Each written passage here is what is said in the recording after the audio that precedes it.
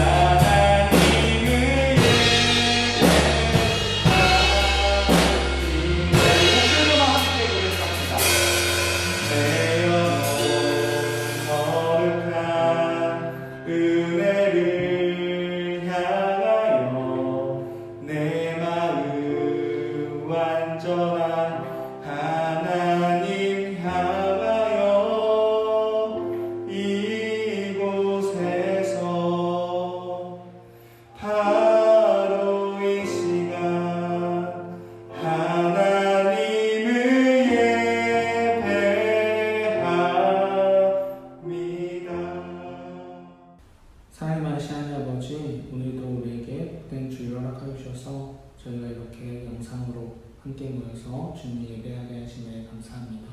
저희가 있는 그 자리에서 주님 예배할 때 아버지 주님을 만날 수 있게 하시고 주님을 기쁘시게 하는 예배를 드릴 수 있도록 인도하여 주시옵소서. 이 시간 우리 함께 하신 성령님, 예배를 방해하는 것들을 우리의 마음속에서 제거하시고 아버지 주님께 신령과 진정으로 예배드리는 그런 귀한 우리 모두가 될 수 있도록 인도하여 주시옵소서. 아버지 주님, 이 시간 말씀을 전할 때 부족한 자의 입술로 전해지지만 성령님 함께 하셔서 아이들의 마음 가운데 주님이 말씀하시고자 하는 것을 가르쳐 주시고 또한 우리 아이들 삶의 현장 속에서도 주의 말씀을 마음에 품고 살아내는 그런 귀한 우리 아이들 될 수 있도록 함께하여 주시옵소서. 주님께 모든 것을 의탁하오며 살아계신 예수 그리스도의 이름으로 기도드렸습니다. 아멘. 오늘 우리에게 주신 하나님의 말씀은 누가복음 15장 21절에서 24절까지의 말씀입니다. 누가복음 15장 21절에서 24절까지의 말씀입니다. 우리 한 목소리로 봉독하도록 하겠습니다. 아들이 이르되 아버지 내가 하늘과 아버지께 죄를 지었사오니 지금부터는 아버지의 아들이라 일컬음을 감당하지 못하겠나이다 하니 아버지는 종들에게 이르되 제일 좋은 옷을 내어다가 입히고 손에 가락지를 끼우고 발에 신을 씻기라. 그리고 살찐 송아지를 끌어다가 잡으라. 우리가 먹고 즐기자. 이 내 아들은 죽었다가 다시 살아났으며 내가 잃었다가 다시 얻었노라 하니 그들이 즐거워하더라. 아멘. 할렐루야. 오늘도 주님을 예배하기 위해 각자의 자리에서 주님을 찾아온 우리 모든 친구들 사랑하고 축복합니다. 오늘 이 시간 주님께서 여러분의 마음을 기뻐 받아주실 줄 믿습니다. 오늘 주님께는 영광을 올려드리는 그런 귀한 시간이 되고 우리에게는 주님의 사랑을 듬뿍 받는 그런 귀한 시간이 되길 간절히 소망합니다. 자, 여러분 혹시 이런 포스터 본 적 있나요?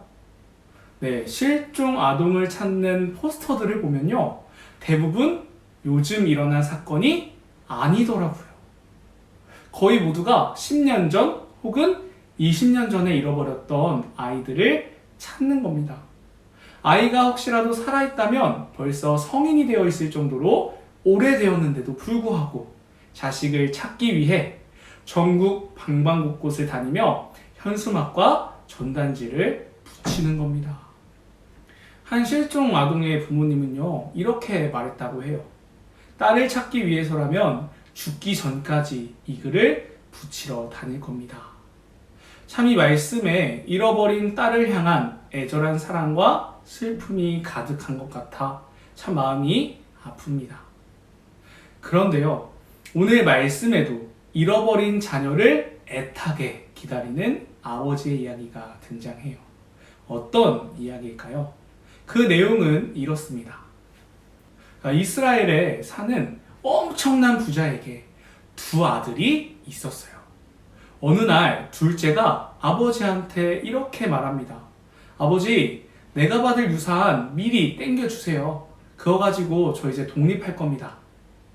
여러분, 당시 유대인의 문화를 보면요, 살아있는 아버지한테 미리 유산을 달라고 하는 것은요, 아빠 빨리 죽으라고 말하는 것과 같은 말이었습니다. 자녀가 어떻게 부모에게 이렇게 말합니까? 진짜 부모의 가슴에 대못 박는 일인 거죠. 둘째 아들은 그렇게 얻은 유산을 들고 먼 나라로 가서 그 재물을 허랑방탕하게 사용합니다. 자기 뜻대로 하고 싶은 거는 모두 다 했어요. 결국 자기가 가지고 있었던 유산을 모두 다 탕진하게 되죠. 그렇게 모든 돈을 잃자 그는 한 시골 마을에서 돼지치는 일을 하게 됩니다. 하지만 이를 아무리 계속해도 오늘 먹을 음식 사기에도 돈이 늘 부족한 거예요. 그래서 이 아들은 돼지 사료인 이 쥐염 열매를 주인 몰래 먹기 시작합니다. 얼마나 비참합니까? 아버지의 마음에 대못까지 막 박으면서 의기양양하게 집 밖을 나왔는데요. 차라리 잘 살기라도 하지 이렇게 돼지 사료나 훔쳐 먹다니요. 영 마음이 좋지 않아요. 근데 이것도 주인한테 걸려서 더 이상 그럴 수가 없게 되었습니다. 둘째 아들은요, 심한 배고픔 가운데 아버지와 함께 살았던 과거를 생각합니다.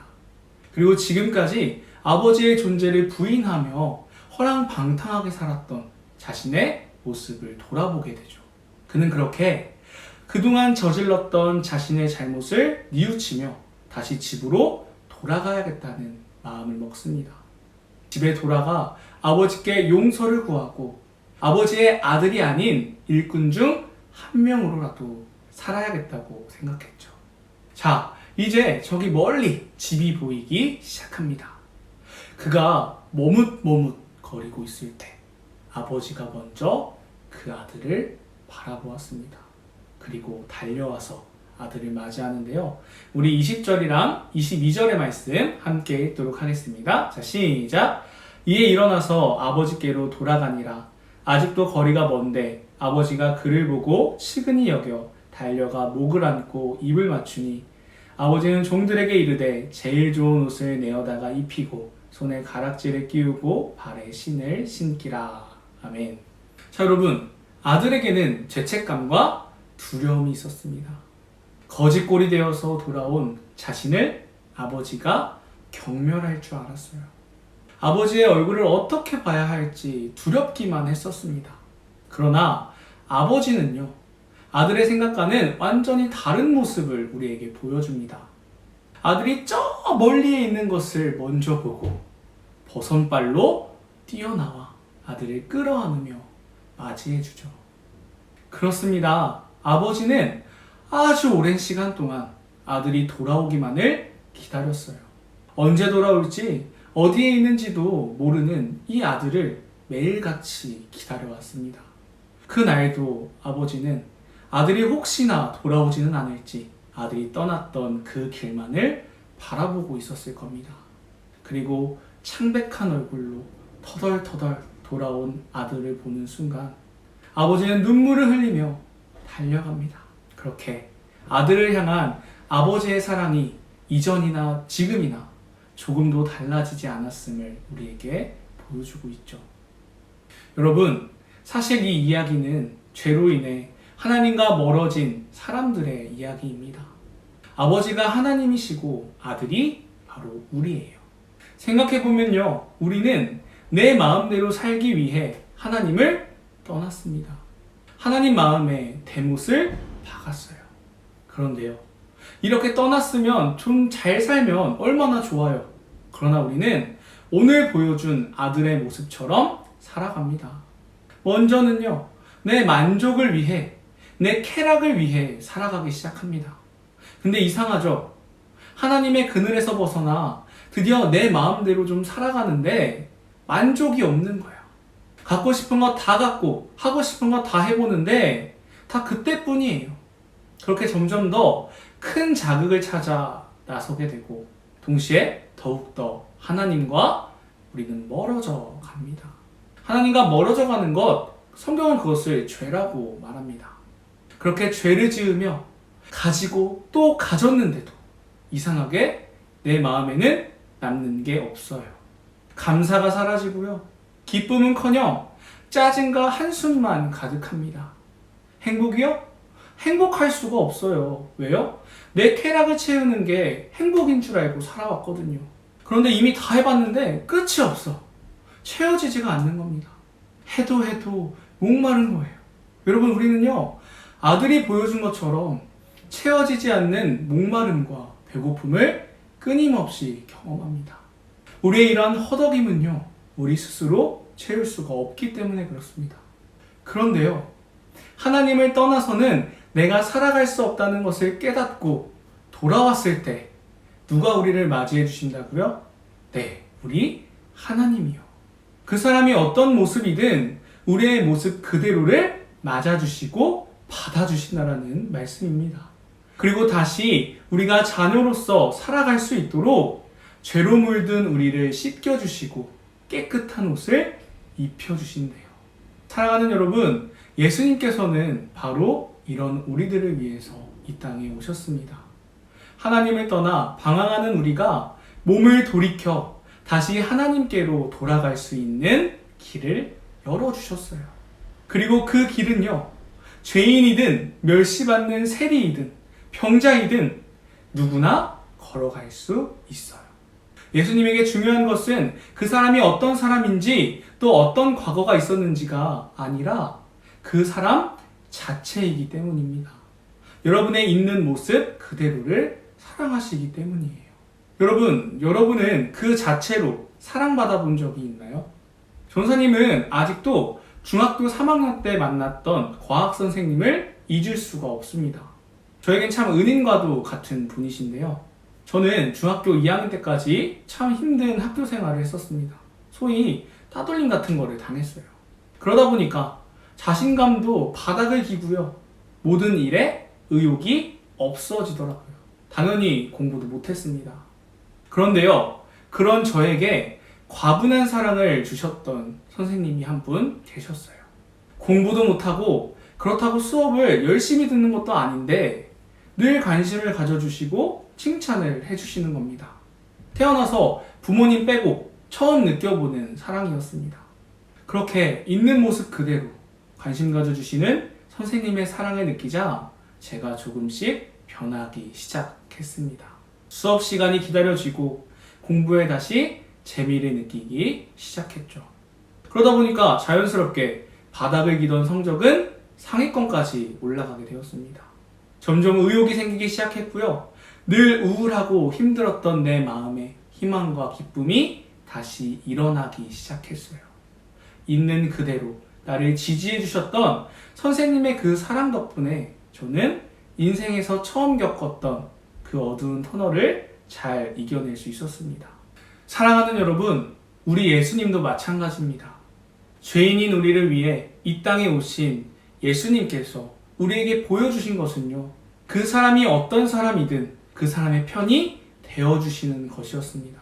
세상 사람들이 다 죄인이라고 욕하고 손가락질하던 세리여도 모두가 무시하고 회피하는 병든 사람과 거지일지라도 예수님은 그 사람의 편이 되어주셨습니다. 그리고 오늘날 우리에게도 마찬가지입니다. 우리가 어떤 모습이고 어떤 은밀한 죄를 지었든지 다른 사람의 무시를 받는 사람이든 관계없이 예수님은 우리의 편이 되어주신다고 말씀해주고 계시는 거예요.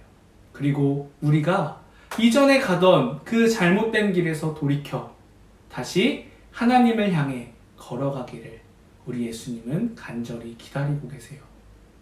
자, 그렇다면 우리 예수님께서 만드신 길은 어떤 길일까요? 예수님께서는 우리에게 길을 만들어주시기 위해 십자가를 지셨습니다. 우리를 향한 눈물겨운 사랑을 골고다 언덕에서 모두 보여주셨어요. 그리고 부활하셔서 우리를 그동안 괴롭히던 죄와 허덕임의 사슬에서 우리를 건져주셨습니다. 그렇게 우리가 하나님을 향할 수 있는 길을 예수님께서는 열어주셨어요. 그러나 백날 이렇게 선포해도요, 우리에게 이 사건이 무미건조한 이유는 무엇입니까? 바로 사실로서 받아들이기 때문입니다. 역사적인 사건 혹은 그냥 내 머리로 받아들이는 객관적인 사실로만 이해하기 때문에 그렇습니다. 여러분, 우리에게 중요한 것은요, 예수님을 인격적으로 만나는 것입니다. 말이 조금 어렵죠? 간단하게 말하면요, 내 있는 모습 그대로를 사랑해 주시고 내 편이 되어 주시는 예수님의 사랑을 내가 받아들였냐는 거예요. 여러분, 예수님의 그 사랑이 나를 향한 사랑으로 느껴져야 합니다. 하지만 예수님의 그 사랑을 받는 것이 어찌 그렇게 어려운지, 진짜 살아계신 걸까? 나를 사랑하시는 걸까? 자꾸 의심이 가요. 제 삶을 돌아봐도요, 예수님의 사랑을 받아들이는데 참 오랜 시간이 걸렸던 것 같습니다. 오늘 만난 탕자도 마찬가지였어요. 아버지의 그 사랑을 받아들이는데 참 오랫동안 돌고 돌았습니다. 심지어 회개하고 다시 아버지께로 돌아올 때마저도 죄책감과 두려움에 시달렸습니다. 사랑하는 여러분, 생각해보면 우리가 사랑을 받기 위해서는 그 사람을 의지할 마음이 생겨야 합니다. 그렇지 않고서는 사랑받는 게 부담스럽기만 하죠. 자, 여러분에게 연애 팁을 하나 알려드리도록 하겠습니다. 나중에 혹시라도 마음 가는 친구가 있다면 이렇게 행동하세요. 자, 만약에 내가 먼저 좋아하게 되면요, 좀 기다려야 합니다. 사랑을 받아줄 그 사람이 준비가 될 때까지 기다리면서 신뢰를 쌓아가야 해요. 아, 얘한테는 내 마음을 줘도 되겠다. 이렇게까지 생각할 수 있도록 기다려줘야 합니다. 자, 한편으로는 만약 내가 사랑을 받게 된다면요, 용기가 필요합니다.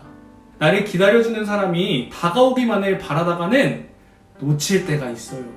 때로는 용기를 내서 한 발자국 먼저 다가가는 게 중요합니다. 하나님과의 관계도 마찬가지예요. 여러분, 우리 하나님은요, 여러분을 기다리고 계십니다. 이미 그분의 사랑을 모두 보여주셨어요. 여러분이 그토록 교회 학교에서 귀에 못이 박히도록 들어왔던 그 사랑, 이미 우리는 다 알잖아요. 이제 그 애절한 사랑이 이루어지려면요, 예수님의 짝사랑으로 끝나는 것이 아니라 여러분과 예수님과의 사랑이 되려면요, 여러분의 용기가 필요합니다. 그 사랑에 한 발자국 다가가는 것, 하나님을 의지해 보는 거예요. 기대함을 가지고 한번 다가가 볼 때 여러분은 예수님의 사랑을 경험하게 될 줄 믿습니다. 전사님은 어려운 상황 가운데도 함께 모여 예배하는 우리 모두가 한 사람도 빠짐없이 이 사랑을 알게 되었으면 좋겠습니다. 그 사랑이 얼마나 아름다운지, 얼마나 나를 행복하게 하는지 모두가 누리길 간절히 소망해요. 그리하여 하나님의 사랑으로 매 순간 체험을 받고 기쁨과 감사를 고백하는 그런 귀한 우리 모두가 되길 간절히 기도합니다. 우리 함께 기도하도록 하겠습니다. 사랑이 많으신 하나님 아버지, 말씀을 들었습니다. 우리와 함께 하시는 성령님, 이 말씀이 우리의 삶 가운데 실현될 수 있도록 우리와 함께하여 주시옵소서. 사랑이 많으신 예수 그리스도 이름으로 기도드렸습니다. 아멘. 주기도문으로 오늘 예배를 마치도록 하겠습니다. 하늘에 계신 우리 아버지여, 이름이 거룩히 여김을 받으시오며 나라에 임하옵시며 뜻이 하늘에서 이룬 것 같이 땅에서도 이루어지이다. 오늘날 우리에게 일용할 양식을 주옵시고 우리가 우리에게 죄 지은 자를 사하여 준 것 같이 우리 죄를 사하여 주옵시고 우리를 시험에 들게 하지 마옵시며 다만 악에서 구하옵소서. 나라와 권세와 영광이 아버지께 영원히 있사옵나이다. 아멘.